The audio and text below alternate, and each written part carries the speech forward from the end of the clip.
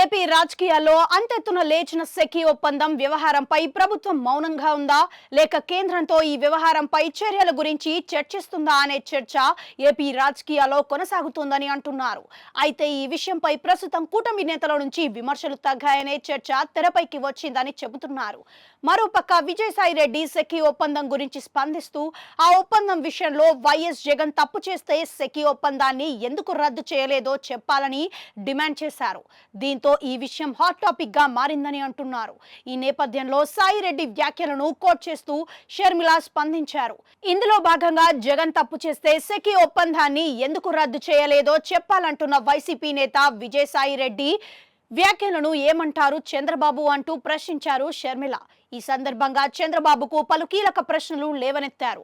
ఇందులో భాగంగా మౌనంగా ఉంటున్నారు అంటే అదానీతో జగన్ సర్కారు చేసుకున్న ఒప్పందం అక్రమం కాదని ఒప్పుకున్నారా అంటూ మొదలుపెట్టిన షర్మిల సక్రమం అయినందువల్లే రద్దు చేయలేదని చెప్పకనే చెప్తున్నారా అంటూ కొనసాగింపు క్వశ్చన్ వేశారు.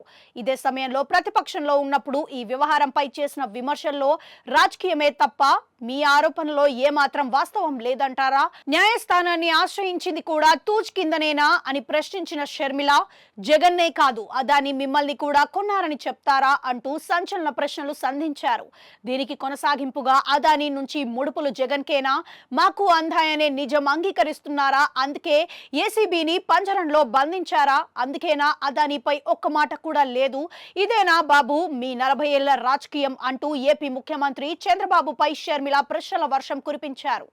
ఈ సందర్భంగా 1750 కోట్ల లంచాలు తీసుకుంటే రాష్ట్ర ప్రజలు నెత్తిన 1.50 లక్షల కోట్ల భారం వేసి అదాని మేలు చేసే మీరు మౌనంగా ఉన్నా కాంగ్రెస్ పార్టీ మాత్రం ఉద్యమాన్ని ఆపదంటూ షర్మిల చెప్పుకొచ్చారు.